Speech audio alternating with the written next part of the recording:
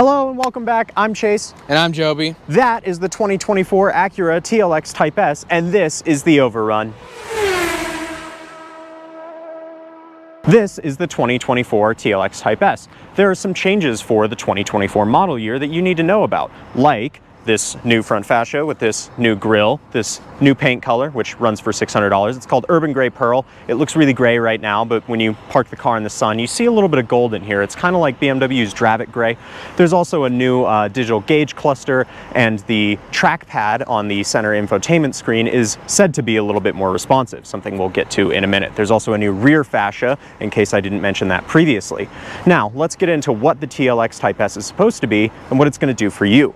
And the money, which we're going to start with. Now, this one, as it sits here, is pretty close to the starting price of this car, which is, drumroll please, $50,000, $57,000 even. This one comes out to $58,795 with delivery. Now, that's pretty close to rivals like the Audi S4 and the BMW M340i. But what you need to know about this one is that it is sort of the everyman's luxury sports sedan. That means standard all-wheel drive, a turbocharged V6, which we'll talk more about in a minute, and some other luxury features that make this a little bit more cushy than its smaller sibling, the Integra Type S, which we'll also have more to say about.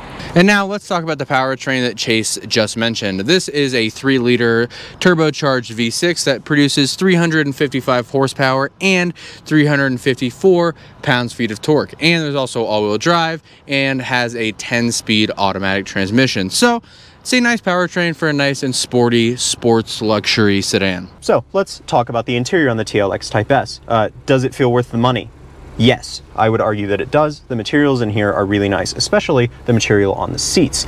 There's leather here, and then you get some suede inserts. Unfortunately, they collect a little bit of human detritus. Joby has left some, I don't even know what that is, but it looks really gross. You can also fit Joby's big gulp in here. He's just really disgusting. Thanks. Jesus.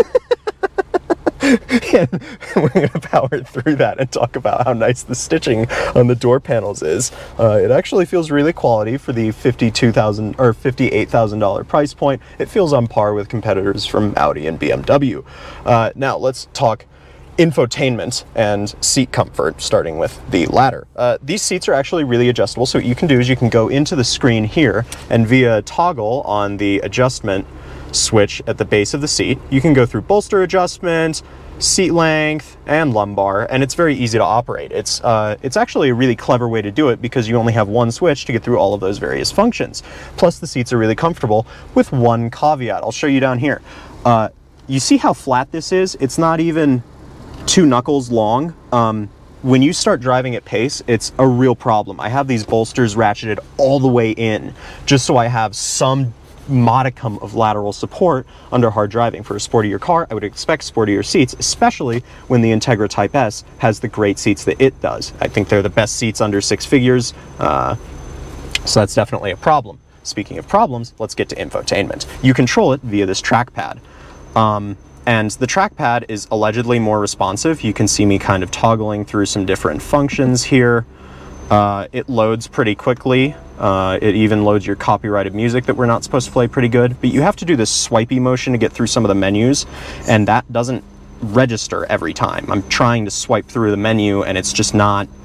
Look at how many attempts I've taken. There it goes. It's a really bad system. You spend a lot of time screwing around with it, and I think it's a little sketchy on the road because you spend so much time messing around with it. Thankfully, the center cluster, which is new, is better. It's better.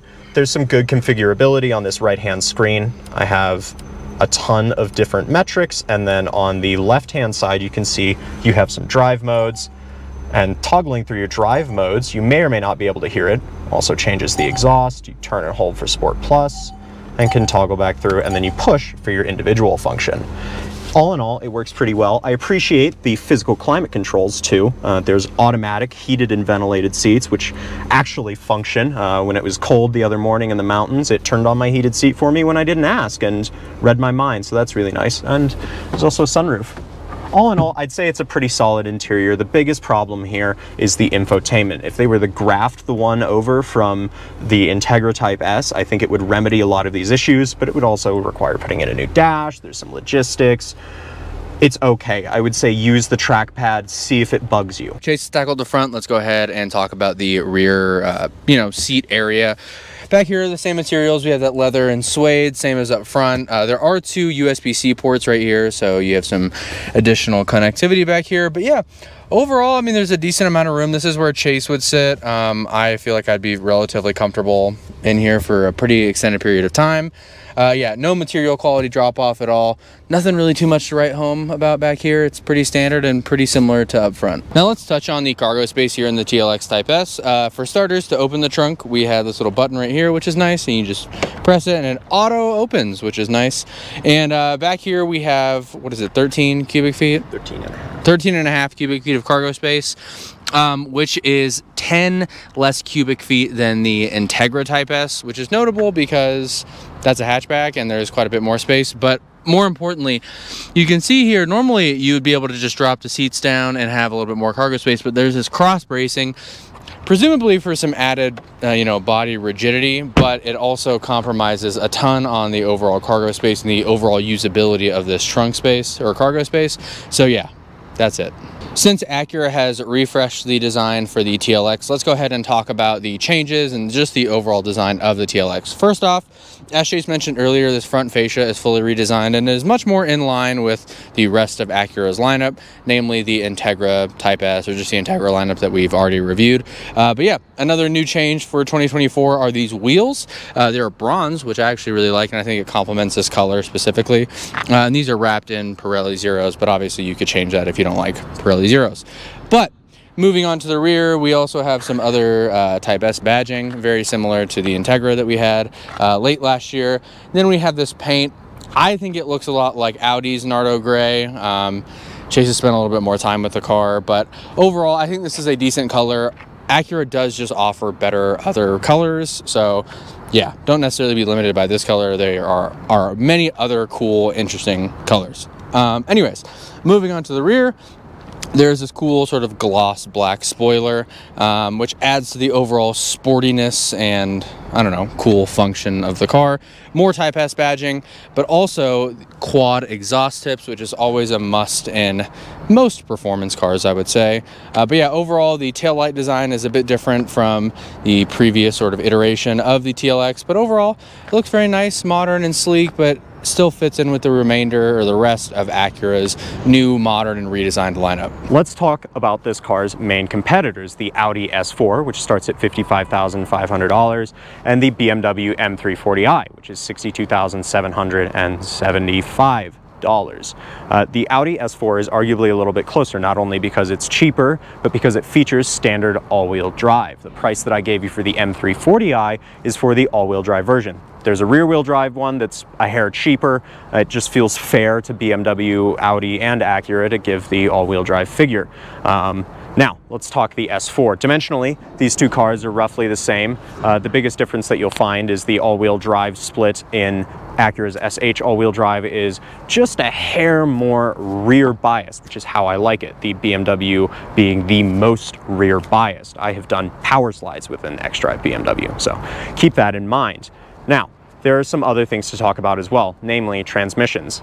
This is a 10-speed automatic, and it works pretty good. It's pretty much unnoticeable in highway driving, as Jobe will talk about in a minute, but it's definitely not as good as Audi's DSG or BMW's ZF automatic unit. The other thing to talk about is engines. The Audi uses a supercharged V6 and has forever, which is roughly as powerful as this. The BMW makes a little bit more power from its B58 engine. We know a lot about that engine. We've talked about it. We like it a lot. Really, at the end of the day, this kind of feels like it sits in the middle, and we'll talk more about what we think as it compares to the competition when we get to our drive notes. All right, I'm driving, yay! And I have my huge big gulp of cold brew. Anyways, let's talk about driving the TLX. I'm gonna talk about the highway and sort of city driving. Chase will touch on all the performance aspects because he's good at talking about spring rates and all that kind of stuff. This is super smooth in here. It's really quiet, significantly quieter than the Integra Type S that we reviewed late last year. Definitely much softer and smoother, definitely a much more refined driving experience just in general. A much better daily driver. Not that the Type S was a bad daily driver by any means, but definitely no I don't know, it's not rough on the highway at all or in city driving at all, but there's plenty of power here. It's nice. I'm on the highway and I could just floor it and get all 355 horsepower out of this V6. So yeah, very nice. I think the seats are pretty comfortable for city driving. I feel pretty well bolstered. Chase had mentioned earlier that he's bolstered these up, you know, to the max. So yeah, these fit me pretty nicely. But overall, I think it's a very nice and smooth driving experience in here. I really like everything in here with the exception of the infotainment system. But yeah, it's a nice place to be, to sit on the highway or cruise around your local city and have 355 horsepower at your disposal. Okay, so let's talk about what it's like to drive the TLX Type S fast. There's a number of drive modes that you can adjust through the arrangement that we showed you earlier. You can go comfort, normal, sport, and then turn and hold, and it kicks on Sport Plus. Now that firms everything up, including the steering weight, livens up the exhaust a little bit, etc., etc. There are some eccentricities, let's call them. For starters, the transmission programming doesn't really get that much more aggressive despite drive mode for whatever reason. So what you have to do is you have to hit this little D/S button. That puts the transmission response into sport and you get a little bit more pickup out of it. And then you can of course use the paddles and go manual. It gets a little bit louder, etc., etc. There's also an individual mode. You can just tap the button to get it into your individual mode. And I noticed something weird when I was doing that. And the weird thing that happens is that you can customize a bunch of different things. For instance, I like light steering, so I put the steering in comfort mode. But I noticed that there was no Sport Plus settings. Now, I'm not sure if that means that Sport is just the most aggressive default for all of the car's various parameters, the engine response, the suspension, and etc.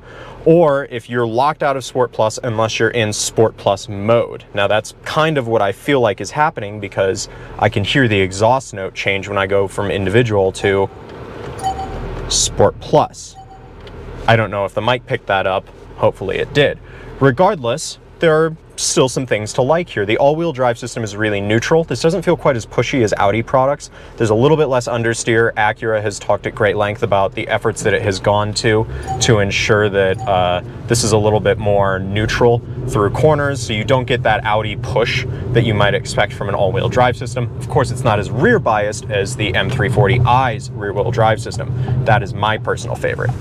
That aside, the 10-speed automatic transmission performs pretty well with some notes. For starters, it will auto upshift no matter what. If you're in manual mode, you hit whatever the red line is, I think it's 6,300 RPM or something like that, it'll go to the next gear. It will also deny you some downshifts, which ordinarily isn't too much of a problem. However, it doesn't give you any indication that it's going to deny you a downshift. So what it'll do is just deny you the shift and then not tell you. And so you're left wondering why you're in 5th instead of 4th mid-corner, which is obviously like not great. But, you know, it's one of those things that you kind of have to live with certain automatic transmissions. That aside, I love the steering feel. I think it's pretty direct. It's definitely better than BMW's. I can't speak to the S4s. I haven't driven an S4 in a little bit, and they've made some changes, but I can tell where the wheels are at. There's no real problems there. Brakes. These are actually really good. I think they're 6-piston front, 4 rear. They're pretty solid. They have good pedal feel, but if you're gonna do serious track work in one of these, you'll definitely need some pads and fluid. Now, with that in mind, I would like to get to the conclusion and wrap this thing up. Let's go ahead and conclude our thoughts on the fully refreshed TLX. Personally, I really like this car. The added benefit of all-wheel drive, the slightly more potent powertrain, and just some of the design changes I actually really like. These wheels I absolutely love. But yeah, overall, it's just a very refined driving experience. It's much softer than the Integra Type S. It's certainly much quieter in the interior. The interior in general, I think, is just a step above what the Integra Type S was. But if you're willing to save a little bit of money, get a manual transmission, and I don't know, just have a more rough or raw driving experience, the Integra Type S is one of my favorite cars that I've ever driven. The transmission is amazing, but if you don't want any of that and you want the added luxuries and benefits of all-wheel drive and some of the other things that we touched on in this video, the TLX is fantastic. I have a slightly different opinion, and it's more as it relates to the competition. while I do love the Integra, and if it were my money, that's probably where I'd be going, if it weren't my money and I had to pick between the S4, this, and the M340i, I would kind of put this in the middle for a lot of reasons. The transmission feels like it's kind of in the middle. Audi's S4 transmission is pretty good. That DSG is really solid. This feels like it's a little bit quicker on the upshifts, and it doesn't have some of the annoying nanny behaviors that the S4 does, aside from the auto upshift. There's also the all-wheel drive system. As I mentioned during our competition segment, this feels a little bit more neutral and a little less pushy at the front than Audi's, but it also doesn't feel as rear biased as BMW's all-wheel drive system, which happens to be my personal preference. I also think that the M340i is one of the better looking modern BMWs. I think it may even be the last decent looking modern BMW now that we've all seen the Refresh 5 Series. Yikes. It also has a really nice powertrain. I prefer the infotainment. Again, the infotainment in this is just not good. It's really bad. I much prefer iDrive 8, despite how much stuff there is in iDrive 8. I think that the M340i is worth stepping up to. But if you can't swing it, this is an excellent alternative to the Audi S4. It comes in more exciting colors. I think it sounds a little bit better. I think it looks a little bit better. So with that in mind, I think it's time to wrap it up. Yeah, let's do it. Thanks so much for watching, guys. We really appreciate it. Please do remember to like and subscribe. It helps us do this more often, bring more content to you, and we get to have some fun in exchange. All right, thanks so much, guys. We'll see you next time. Bye-bye. Bye.